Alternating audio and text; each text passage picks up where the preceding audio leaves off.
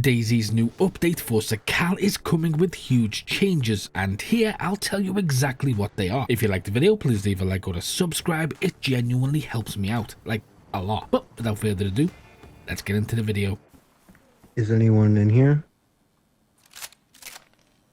No. Before I talk about the update specifically, let's quickly touch upon a few stats they've also released, because some of it is really interesting and is probably going to make you view the map a little bit differently. But I will add a timestamp for anybody who wants to skip. Firstly, they've sold 300,000 copies in the first month, and for the 10-year-old game's DLC, that is phenomenal, so well done to them. 235,000 peak players on PC and a combined 265,000 on console, which again, crazy. As for players, they've gotten heat buffs in Sakhal 7 more times than in Chernarus and 20 times more than in Livonia. Players are twice as likely to get immunity boosts than in Chernarus and 7 times more likely than in Livonia. And they're dying with Kuru 3 times more than in Chernarus and almost 7 times more than Livonia, which, let's face it, we kind of guessed this one would be way higher, with players now eating more people than loose-moraled gynecologists. Basically everybody you run into has a piece of person around their mouth. Now let's move on to the actual updates. So this map here suggests the movement patterns of most players, and based on what it shows, no one was really using the ice sheets when traveling to the peninsula, or by the looks of it, the other islands. But they did use the land bridge. So the first big change is to the ice sheets, rearranging them to make them a more direct path to places in the south, allowing players much easier traversal and completely changing them so players can actually use them more effectively to cross without making them too easy. Now from the start, I've been a really big fan of the ice sheets. I think they just make the game look so much better. However, I've never really utilized them because they just haven't been worth it. But this change could make them so.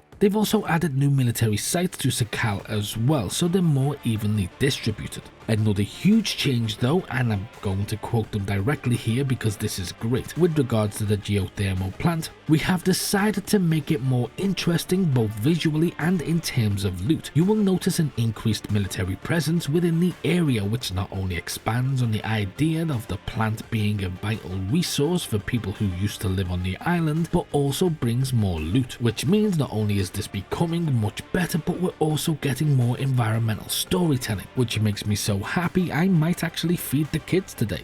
I'm joking. They've been dead for days. Another change is to loot. So they've changed a lot here. Bear with me while we go through this. Mainly balancing, but some interesting special additions you should probably know about too. Starting with larger buildings. They've now split some of the multi-story buildings into multiple sections, allowing them to populate them more successfully. And elevated places from now on, such as towers and cranes, will now spawn better loot too. This is to tackle a disappointment of climbing something high or taking the risk and then only finding a shit or something useless. So now they should produce better loot. Plus the plant has gotten better too. Crates and pallets have been rearranged to spawn loot as well as the roof. This also comes with an attempted loot progression overhaul to better balance it and make certain guns rarer on coastal cities, or to slow down overlooting and poor balancing in general. And the bunker, which to much people's disappointment no doubt, has been slightly adjusted to be less OP,